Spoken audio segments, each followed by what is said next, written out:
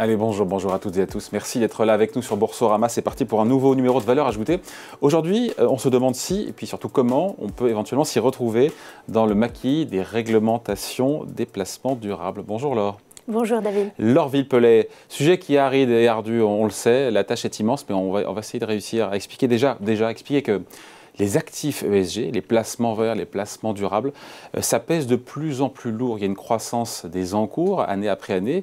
Et donc ça pèse aujourd'hui, quand on regarde les chiffres, sur l'ensemble de l'industrie financière.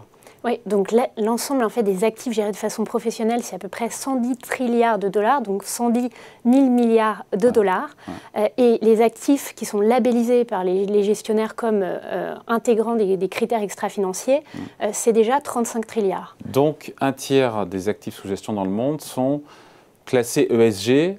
Après, la question, c'est de savoir si c'est du vrai ESG ou si c'est du greenwashing. Voilà. Donc en fait, ils sont estampillés librement par les gestionnaires d'actifs. Et c'est ça le sujet. Voilà, c'est ça le sujet. Bon.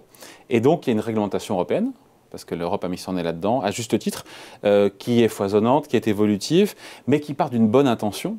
C'est justement d'éviter pour le particulier, pour l'investisseur, le côté déceptif d'un placement qui lui est vendu comme étant avec des critères extra-financiers, avec une visée d'environnement, social, de gouvernance, et qui dans les faits ne l'est pas. Oui, donc en fait, le package européen pour la finance durable a vraiment deux objectifs. Le premier, c'est d'augmenter la transparence, donc pour éviter en effet la déception. Et le deuxième, c'est aussi de flécher les investissements vers des activités qui sont classifiées comme green selon les standards européens. Donc c'est vraiment ces deux objectifs principaux. Ouais. Parce que les gestionnaires, on le rappelle, mais c'est très important, aujourd'hui peuvent à leur guise, plus ou moins, autoproclamer leurs fonds green, alors qu'encore une fois, ils ne le sont pas. Oui. Alors en France, l'autorité des marchés financiers est quand même un peu plus regardante sur la documentation légale, mais c'est vrai que jusqu'ici, il n'y avait pas de standard. Et donc justement, en fait, ce package européen pour la finance durable, qu'on appelle aussi SFDR, pour Sustainable Finance Disclosure Regulation, impose en fait aux gestionnaires d'actifs de classer leurs fonds selon trois catégories. Donc en fait, ils optent eux-mêmes pour une catégorie. Article 6, pas en gros d'intégration extra-financière ou ESG. Article 8... Pas beaucoup vont choisir l'article 6, je pense. Aujourd'hui, c'est quand même la majorité des fonds. Parce qu'en fait, quand on choisit les autres catégories, ça va aussi en fait, avec une augmentation des demandes de reporting. Donc, article 8, c'est intégration de critères, mais pas au cœur en fait, de l'objectif d'investissement. Donc, on prend en compte des critères, mais on ne dit pas qu'on va aller chercher une performance extra-financière. On se concentre bien sur la performance financière. Et enfin, la dernière catégorie, c'est l'article 9. Là, ce sont les fonds qui ont un objectif durable, donc qui offrent à la fois un rendement financier et un objectif soit environnemental, donc les vrais fonds durables, soit social. C'est l'article 9. Clairement, les vrais de vrais. Clairement, les fonds qui ont un objectif environnemental ou social, c'est l'article 9, et les fonds impact, c'est l'article 9 aussi.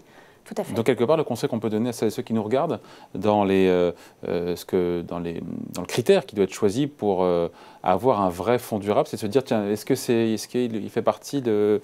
Comment on dit ça, comment on récupère l'information d'ailleurs? Est-ce que c'est ou pas, oui ou non il est défini comme étant article 9. Oui, mais alors en préparant... Comment il se définit? Oui, il se définit. Alors c'est dans la documentation légale, mais en regardant des sites ouverts à des investisseurs particuliers, on voit de plus en plus sur les sites des grandes banques ou des compagnies d'assurance cette référence à la classification des fonds. Je ne dirais pas qu'il faut seulement aller sur l'article 9 parce que en fait, les sociétés de gestion sont plus ou moins ambitieuses et sont aussi plus ou moins regardantes sur ce qu'elles veulent offrir à travers des fonds neufs et des fonds 8. Par exemple, nous, chez Tikehau Capital, on est très exigeants sur les fonds neufs. On est en train de mettre en place en fait, un cadre impact qui oblige à aligner aussi les intérêts financiers et non financiers. Donc très concrètement, ça veut dire qu'on demande aux gérants qui veulent faire des fonds neufs d'avoir une partie de leur bonus qui va être aussi alignée sur des critères non financiers. Donc ça, c'est hyper exigeant. Et donc, on peut aussi aller sur des fonds 8. Nous, dans notre gamme, on a des fonds 8 qui sont des fonds qui intègrent déjà des considérations extra-financières. Ce que je veux dire, c'est que si on veut vraiment chercher l'impact, oui, c'est sûr, c'est le fonds neuf qui est le mieux disant. Et surtout, c'est le fonds neuf où vous pouvez être sûr que vous aurez la meilleure qualité en fait, de reporting extra-financier. C'est ça l'objectif, c'est d'avoir un vrai reporting.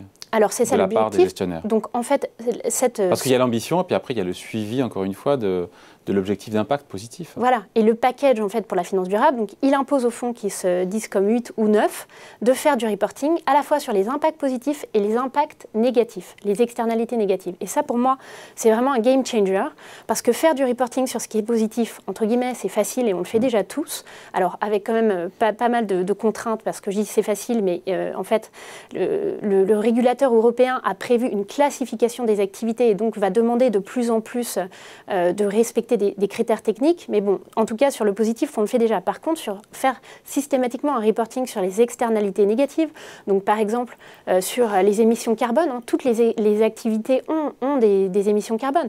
Même là, les éoliennes qu'on voit derrière nous, il faut produire les pales, il faut les transporter. Ouais. Ça va émettre. Donc, on doit prendre ça en compte. On doit prendre aussi, par exemple, dans l'organisation, les écarts salariaux hommes-femmes. Et on doit faire du reporting à minima sur 14 indicateurs basiques.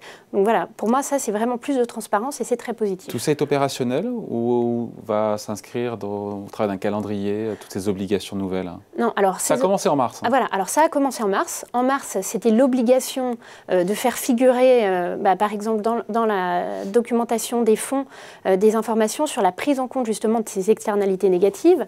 Mais les informations sur, par exemple, l'éligibilité ou l'alignement à la classification européenne, à la taxonomie européenne, ça va rentrer en vigueur à partir du 1er janvier 2022 et du 1er janvier 2023.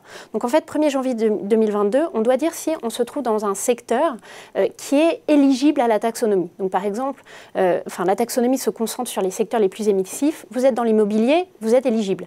Ça ne veut pas dire que vous êtes aligné, parce que vous serez aligné que si vous avez un building, en gros, qui est vert et qui n'est pas dans un parc naturel, qui ne va pas diminuer, entraver la biodiversité. Donc il y a un certain nombre de critères techniques et c'est beaucoup plus compliqué que ça.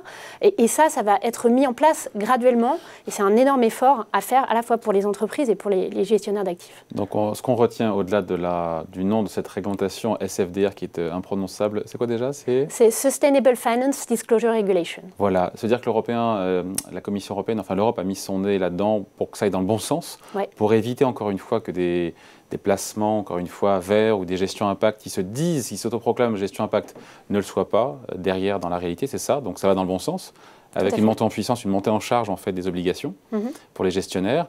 Et donc pour ceux qui nous regardent, qui veulent encore une fois allier performance financière et non financière, on résume en disant quoi en termes de conseils pour s'y retrouver dans ce maquis foisonnant? Oui, donc clairement, les fonds article 8 ou article 9, là, on est sur des fonds qui intègrent des considérations extra-financières. Ensuite, il y a aussi un certain nombre de labels, donc le label ISR français. Qui va être revu d'ailleurs. Oui, qui va être revu, qui va être plus exigeant, parce qu'aujourd'hui, on était pas mal dans un label de process et qui va s'orienter vers la performance, donc ça c'est aussi très, très important. Et donc ces fonds, donc article 8, article 9, les labels, et en plus, si vous avez le temps d'aller voir quels sont les gérants, ils publient des newsletters et si eux aussi s'expriment en fait sur l'intégration extra-financière, ça c'est aussi très important, parce qu'il faut que ce soit au cœur du processus d'investissement et pas juste une équipe ESG qui fasse le boulot dans son coin et qui impose en fait aux gestionnaires d'actifs un univers. Voilà, donc j'espère qu'on a été clair. Vidéo à voir et à revoir évidemment tranquillement en replay. Merci beaucoup, Laure Philippe Pellet. Merci David. Et Valeurs Ajoutées revient très vite sur Boursorama.